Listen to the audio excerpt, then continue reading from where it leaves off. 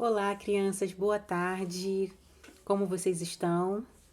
Eu espero que vocês estejam bem, né? Fizeram as provas e como foi? Depois a gente conversa na aula online. Eu quero saber de cada um o que vocês acharam, se foi tudo bem, se estão com dificuldade, tá? Espero que vocês estejam aí, não só vocês, mas toda a família, né, com saúde e assim, né, se cuidando, porque infelizmente não, a pandemia não acabou, né? E aí a gente ainda está em isolamento, tendo que se cuidar, tendo que ficar em casa, né? Para não ser infectado ou até mesmo infectar outras pessoas, tá? Hoje a nossa aula de história abre lá na página 72, que a gente fala sobre as outras formas de escravidão indígena.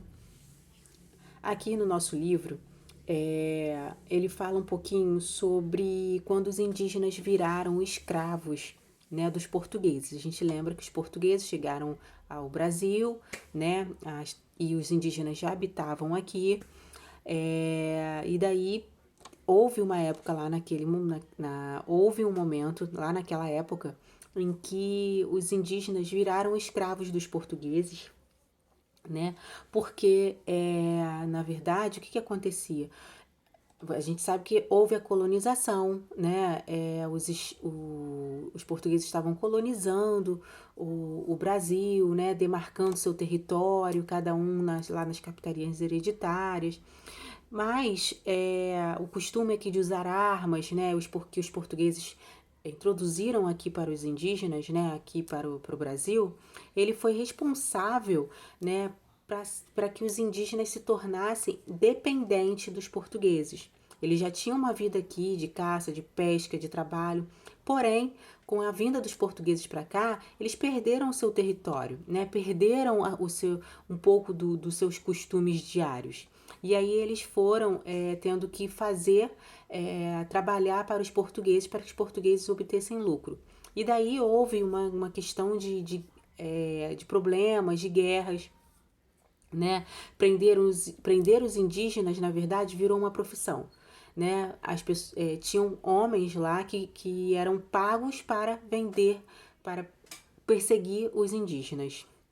E aqui a gente entende, né, que depois disso, em que os portugueses eles se tornaram escravos dos portugueses, no ano de 1757, os escravos indígenas foram declarados livres, tá?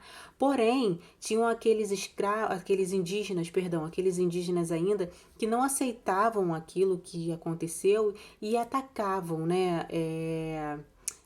Perdão, em 1757 os escravos foram libertos, né, considerados livres. Porém, né, aqui não poderiam ser, os escravos eles não poderiam mais ser atacados por ninguém. Os portugueses, quem estavam ali, que não eram indígenas, não poderiam atacar mais as tribos, né?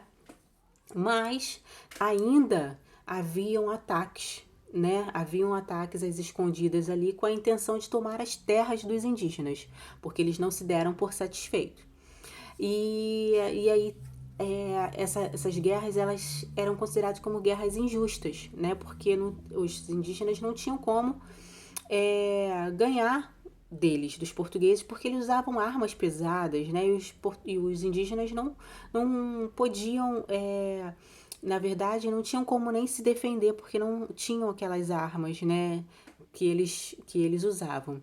Mas atualmente, agora, né? Depois disso tudo ter passado, atualmente, a Constituição da República do Brasil, que foi aprovada em 1988, garante aos indígenas uma série de direitos, tá?